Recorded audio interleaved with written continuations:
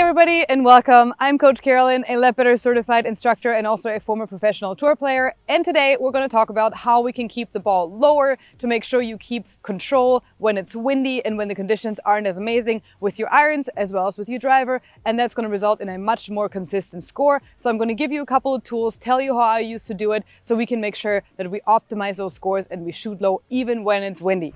All right, so the first tip is very simple and easy to do by anybody, no matter your skill level, and that is just take the next club up. Take the next longer club.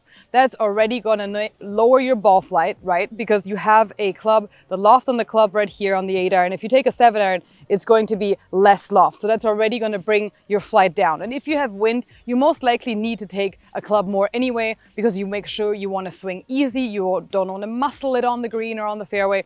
So make sure you club up. Very simple. That's going to lower your actual flight and it's going to lower your spin a little bit and already help you a ton. Number 2 is some setup thoughts and grip thoughts. So you can actually grip down a little bit on your club. That's going to take off another 5 yards. The further down you grip, if it's just like half an inch, it'll probably take off 5 yards off your carry. If you grip it down another half an inch, it's going to take 10 yards off your carry, and so on and so forth.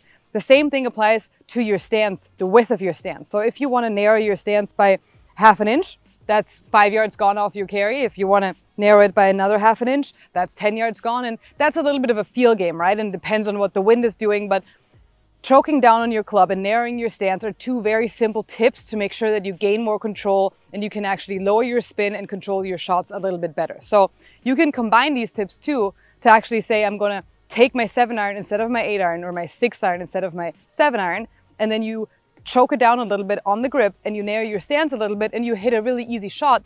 What it does is it brings your flight down, it makes the ball less susceptible to wind and to making sure that your ball doesn't come off the fairway. And that's really going to help you making sure to keep control of your ball flight. It's going to make it come down a little bit, it's going to make it more controllable, and it's going to make you be more consistent in the wind. So combining these things like choking down in your grip, making sure you narrow your stance, and taking another club up from the one you would have actually taken are all going to help you keep that ball flight lower, keep that trajectory down, reduce the spin, and just give the wind less of a area and less ammunition to attack your ball because it's just not that high up in the gusty winds. So combining these three, however you'd like, make sure you go on the range and you try them and see how you feel, which one you like best, which is the best combination for you, for which club.